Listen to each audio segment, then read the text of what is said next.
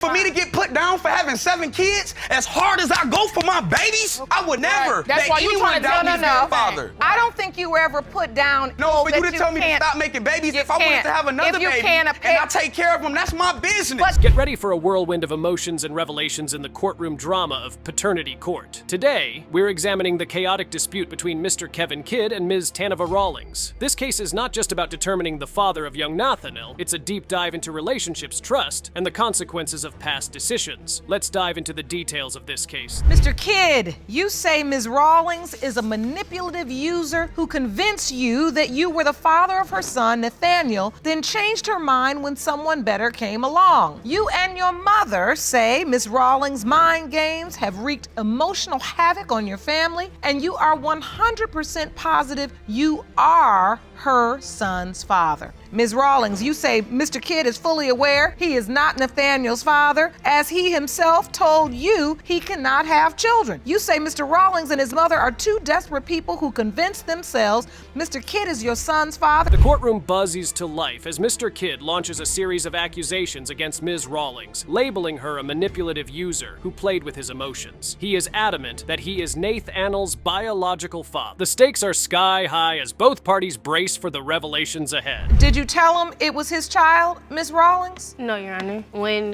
How it happened was we met through a mutual friend, and I didn't know anything about Mr. Kidd starting off. My mutual friend ended up leaving, and the situation that I was in, I didn't have anywhere to go. And that's how me and Mr. Kidd ended up having relations, because I was staying with him. But as, everything progressed and everything started off, somehow another female came into the picture, and I went off and did my own thing and was dealing with him and another gentleman also around the time that I conceived my child. So Ms. Rawlings argues that Mr. Kidd was well aware of his medical condition, which might prevent him from fathering a child. She describes their complex relationship dynamic, riddled with intermittent liaisons. It's a classic, he said, she said, with a child's future at stake. Ms. Rawlings reveals she had relationships with another man as well, both of whom were in the picture around the time Nathaniel was conceived. The audience is riveted by the revelation of a rare blood disease, adding further complexity to the case. What was your relationship with this man like? we were in a serious relationship, and I was actually at some point, once I left from being around Mr. Kidd, that I was actually staying with him. So how often were you with Mr. Kidd and how often were you with the other guy? Pretty much going back and forth, because I was staying with him and I was leaving from being with Mr. Kidd to going with him and coming back to Mr. Kidd. Did you tell him, Ms. Rawlings, that he was Nathaniel's biological father? No, ma'am. You never told him that? No, ma'am. You just told him you were pregnant, and then somehow he assumed he was the father? But what is revealed next will leave you shocked. Yep, it is result time, and the courtroom was thick with anticipation. With the entire family's future hanging in the balance, the truth was just moments away from being unveiled. Who would end up being the father of little Nathaniel? Or was there an unexpected twist lurking in the shadows of this family drama? Mr. Kidd, you are the father. You are the father. Thank you. And at least even the fact that he said that he would have stood up, that was what I was still going for, period. The fact that that is his son, I am happy, because me and him, we don't have a hate type relationship, and that I knew he's a good man at heart and he has a good heart. And knowing that me and him could be on some type of page, that my child will have his biological mother and father. Don't hug her. And he has a family, something that I really didn't have. Over here, we have Ms. Short, a young single mother, insists Mr. Johnson is the father of her son, Jabari. However, Mr. Johnson's denial and the presence of another potential father complicate the narrative. Ms. Short, you and your mother opened your case today because your first love, the defendant, denies he fathered your 21-month-old son, Jabari. You are a single teenage mother who needs help, and you demand Mr. Johnson step up and be a father. Is that correct? Yes, Your Honor. Mr. Johnson, you are in court with your mother and say you might have been the plaintiff's first love, but you weren't the only one. You refused to do anything for her son until the DNA results prove you are his biological father. Is that correct? Yes, Your Honor. Ms. Short, you say you need help. The courtroom's atmosphere thickens with tension as Ms. Jones recounts their brief romance that blossomed and withered on the whims of Mr. Johnson's affection. During her tearful testimony, it becomes clear that this is about a young woman grappling with the bitterness of rejected love. I did stop him from coming over because I didn't want no feelings to get involved, like them to get attached if he wasn't the father, because she did tell them it's a possibility you may not be the father. Jabari is almost 2 years old.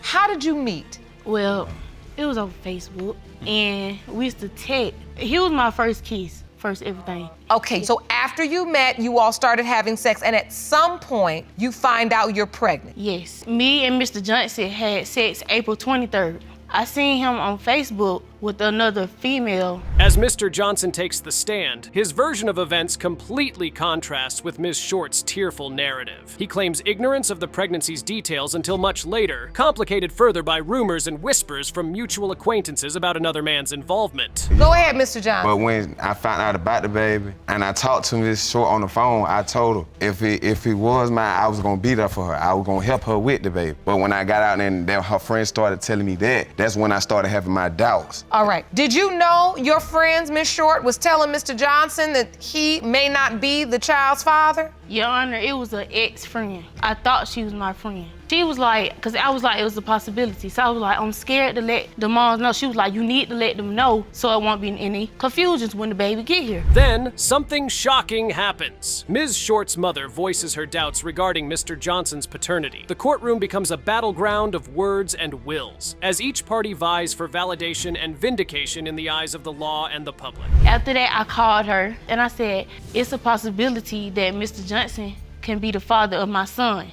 She said, if you need any help with anything, please let me know. I didn't expect that because I said possibility already. Was that Mr. Johnson's mother you were speaking to? Yes, Your Honor. Okay, so you were speaking to Ms. Mabry. Your Honor, she didn't come to the baby shower, bought the baby 1 box of Pampers. He bought the baby a small pack of Pampers. It's been a struggle, let me tell you. I've been raising him. I've been doing the best I can. It's very, very expensive. About time, this journey of love, betrayal, and paternity claims reached its climax. Yep, the results are here. And the courtroom was thick with anticipation, the air crackling with every heartbeat. With the tangled webs of relationships laid bare, the truth was just moments away from being unveiled. Mr. Johnson, you are the father. I'm glad you will. This all I want to know to get all the other extra stuff out the way. You have to. It shouldn't have took this. But no, Miss Short, this happens in life. Yes. It should not have taken this, but it did. Yes, Your Honor. And we're here now. Yes, Your Honor. And now you at least have the answer. Yes. So now we've got to figure out how to get you two on the right path to be able to raise this child together. So let's get real. You all are going to have to work out together when and how you all will see the baby, when Mr. Johnson and his family will be able to see the baby. Strap in for an explosive episode of Paternity Court, where emotions run high and secrets spill out. We're diving deep into the chaotic love triangle of Shomo versus Kleckler and Freeman, where a weekend fling throws an entire family into turmoil. At the heart of this drama is baby Theseus, an innocent caught in the crossfire of accusation and betrayal. Miss Shomo, you confess you had a weekend fling with a coworker while married to the defendant, Mr. Kleckler. Now, because you admit to being intimate with both men during the same 2-day period, you now say you have no idea who fathered your 11-month-old son, Theseus. Yes, Your Honor. Now, Mr. Kleckler, you argue Miss Shomo has already done this once before. And while you have doubts, you're hoping this baby is yours. Yes, Your Honor. Mr. Freeman, you admit you are that co-worker and you're the second possible biological father. From the start, Ms. Shomo admits to a scandalous affair, throwing her marriage to Mr. Kleckler into question. As the courtroom listens in stunned silence, she reveals her uncertainty about the father of her child. Was it her husband or was it the fling with Mr. Freeman? So, Ms. Shomo, what made you stray from your marriage and possibly conceive 2 children outside of your relationship? Your Honor, I was young. I was going through some difficulty, feeling unwanted by my husband, Mr. Kleckler, and I felt Mr. Freeman was giving me more attention than my husband was. I mean, we've been together for 10 years. His friends was more important at the time. and he just wanted to run around and not be a family man. My friends always said I was with you. If we went somewhere with my friends, you was there. That wasn't true. He had left me and the kids in the house, Your Honor. The air is thick with tension as Ms. Shomo details her loneliness in her marriage, feeling neglected by a husband more interested in his friends than his family. Mr. Kleckler, caught off guard, denies knowledge of the affair, his voice filled with hurt as he recounts his wife's late nights out. The courtroom is on the edge of their seats as accusations fly, with Mr. Kleckler's disbelief clashing against Ms. Shomo's confession. Mr. Freeman, when you met Ms. Shomo, you knew she was a married woman? Yes, Your Honor. And, you know, she was saying that he was cheating, you know what I'm saying, talking to other females or whatever. So, you know, so we started conversating and talking, and it went from there. Your Honor. And so when she got pregnant, did she tell you? A couple of months in the pregnancy. Okay. When did you find out, Mr. Kleckler? A couple months into the pregnancy as well. Did she tell you that there was another possible father? No, Your Honor. So after you told him, did you immediately tell him? No, I completely shut him out of my life. I did. I was trying to do the right thing because, like I said, I'm young and I wasn't happy. Mr. Freeman, cool and confident, enters the courtroom declaring his potential paternity and even shocking the court with a bombshell. He wants full custody if Theseus is proven to be his. This declaration stirs up a frenzy, pitting him directly against Mr. Kleckler, who is desperate to believe he can repair his fractured family. So, Ms. Shomo, in the first stages of your son's life, his beautiful brown skin and hair, and I can see that when you had him, you said, he looks like me. Yes. Native American. I can see this in him. Yes. And then as he got older, you just didn't see Mr. Kleckler in him. Right. One thing I read is that in the court papers you said that Mr. Freeman and you used protection when you all were together. Yes. You did? Yes, Your Honor. And yet, was it even more surprising to you when you started to see or feel like he was looking like Mr. Freeman because you all used protection? Yes, Your Honor. But within that, Mr. Freeman wanted a baby with me, and he had told me that he had wanted a baby. Despite the betrayal, Mr. Kleckler's turmoil is evident. He wants Theseus to be his, hoping to salvage what remains of his bond with his wife and child. Yet, doubts plague him, haunted by the thought of his wife's infidelity possibly introducing an irreversible divide. When you saw the baby when he was born, did you think, oh, he just looks like my wife, or did you immediately have a doubt? No, Your Honor. I had been teased at work by my coworkers. They would tell me that he was gonna come out with curly hair, or that's what they say to me. You know, they tease me. So they were teasing you? And, you know, after she left, they kind of got a little bit more serious about it. You know, my wife had told me that she hadn't messed with nobody, so I believed my wife. I mean, before I had a little doubt, and I would ask her, like, late at night, if you just tell me, I won't make no deal out of it. Just be honest with me. Mm-hmm. And she would cry, and she would ask me, why you talk to me like this? Why you make me feel bad? About time, this chaotic journey of love, betrayal, and paternity claims is reaching a fever pitch. The judge asks for the results, and the courtroom is buzzing with anticipation, every eye fixed on the envelope that holds the truth. With Mr. Kleckler's last shred of hope hanging by a thread and Mr. Freeman's bold claims, the big question remains unanswered. Who is the biological father of little Theseus? Or is the court in for a twist no one saw coming? Mr. Kleckler or Mr. Freeman is the father of 11-month-old Theseus, that the biological father is Mr. Freeman. Yes. Congratulations, y'all. So appreciate it. Do what I got to do. Thank you. That's all I got to say. I'm really relieved because my son needs a father in his life. And he deserves that. He deserves it. He really does. How do you feel, Mr. Freeman? Feel good about it, you know. I'm do what I got to do, like I said. Take care of him, raise him. And he's counting on you. Yes, ma'am. You all have a lot of talking and a lot of discussing to do to figure out what's best for him, because ultimately that's what this court is about. Hold on to your seats for another chaotic session in paternity court, where emotions run rampant and the stakes are sky high. Today's face-off features Ms. Beckley and Mr. Allen in the case of Beckley versus Allen. Ms. Beckley is here to prove that Mr. Allen is the biological father of her 1-year-old daughter, Itale Beckley, and she's fired up, demanding that Mr. Allen step up as a father. Mr. Allen, on the other hand, is adamant he's not the dad, and claims Ms. Beckley's accusations are causing chaos in his current relationship. Ms. Beckley, you are in court today to prove Mr. Allen is the biological father of your 1-year-old daughter, Itale Beckley. Yes, Your Honor. You say Mr. Allen has only seen his daughter one time since she has been born, and you want him to take responsibility starting today. Is that correct? Yes, Your Honor. Mr. Allen, you say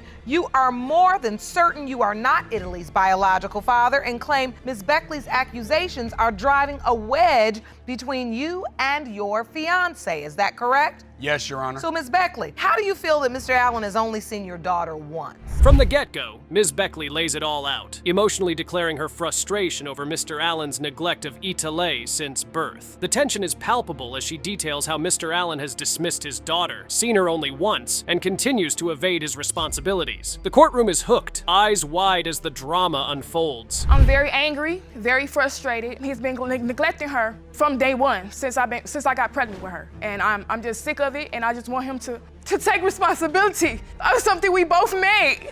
It makes me feel angry. I'm angry. She's without a father, you know, and it's terrible that she has to go through that, and I'm raising her on my own. I just feel like you should be a dad to her, because you are her father. And you feel like he's just neglecting your child? Yes, ma'am. He's neglecting her with the other 2 kids we have. And it's like, he's in their life, but you're not in hers. And it makes me feel like wow, like, really? Look at her. Mr. Allen, are you neglecting Italy? Why are you not in her life? Mr. Allen fires back, insisting his doubts about Itale's paternity stem from the rocky timeline of their conception, a detail that Ms. Beckley hotly disputes. He paints a picture of a relationship full of separation and fleeting reconciliations, marked by what he describes as angry sex, not intending to conceive. The crowd murmurs, sensing the complications in their shared history. Back on her birthday, we had sex, unprotected. It wasn't baby making sex. It was angry sex. It's not about baby making sex. Sex is sex. It was angry sex. Sex is sex. Whether it it's was baby out of, making, love revenge, making, hate it was out of making, revenge. sex is sex, and she's still here as a baby. It don't matter what type of sex it was unprotected. Period. Your Honor. Yes? It was angry sex. I was mad at the fact that she put me at the house, that I had been there taking care of her and the children. She put me out the house. 4 months later, I come back on my daughter's birthday. Then a day or 2 later, you tell me that you're pregnant. I want a DNA test. When it was your daughter's birthday, you came over to the house to celebrate, and you ended up being intimate with Ms. Beckley. As accusations fly left, right, and center, the child's future is in limbo. Mr. Allen's reluctance is challenged by his own admission of unprotected encounters during their turbulent on and off relationship. The judge probes. The audience leans in, everyone waiting for the next revelation in this paternity puzzle. I have evidence, Your Honor. I'd like to see it. He signed Germany's and Xavier's birth certificate. Hers is not signed. So the first one is for Germany, Jacqueline, and Allen. Father's name's there. Second one, Xavier, Dantes, Tyrell, Jerome, Allen. Father's name is there. Third one, Italy, Lisa, Alexandria, Beckley. No father listed. You didn't even give her his last name. He don't deserve it. Your he Honor, don't deserve it. I was there for my other 2 children by her. I even raised her other daughter, Your Honor. How could you tell me I don't deserve something when I stood my You ground wasn't for there. How you children? deserve her? How she deserve your last name? Did I not call for a DNA test, Miss Beckley? You did not. You denied me a DNA test crazy. twice. Okay. Twice. The emotional roller coaster does not stop there. Ms. Beckley breaks down, her tears showcasing the struggles of single motherhood. Meanwhile, Mr. Allen stands firm, his defiance clouded by allegations of infidelity and mistrust, making the courtroom shift uncomfortably in their seats. Each statement is more heated than the last, drawing a line deeper in the sand between them. I struggle financially, and my fiance and her mother step in. So I can't turn off being a parent. So talking about you're tired. But you can turn off making babies. Yeah, you're right, Your Honor. No, really. You're right. This is where you gotta be honest. No, stop talking. This is real. Yes. You seem like an upstanding young man. Most definitely, and you Your seem Honor. like you have good intentions. Yes. I'm not gonna feel sorry for you because you are putting yourself in this predicament. Once you knew there was a potential that Miss Beckley's baby was yours, you got to hit that pause button. That's pause. I already have 2 with her. I may have another one. About time, this heart-wrenching tale of denied paternity tests, neglected responsibilities, and a child caught in the middle heads towards a climax. The results come in, and the courtroom is buzzing with anticipation, the air dense with anxiety and suspense. With Mr. Allen's paternity in question and Ms. Beckley's credibility on the line, the upcoming verdict promises to unleash a flood of emotions and potentially change several lives forever. Who will be declared the father of little Itale? Mr. Allen, you are the father. Told you. You too, fiance. Stepmama. that, Mama. Stop. You all are still very much tied. Everybody in this room can see it. You may not want to acknowledge, but you two aren't finished. And I don't mean physically. We're finished, Your Honor. No, I We're don't finished. mean physically. No I don't mean communication, no physically. nothing. There's too much energy there. That's why we you don't all talk. have to learn how to resolve the relationship in a mature way so that you can understand what to do with that entire thing you created with all of these children. How many children do you have Your Honor, total? today Italy makes 7, Your Honor. You in way over your head. But Your Honor, I have took care of every last one of my children.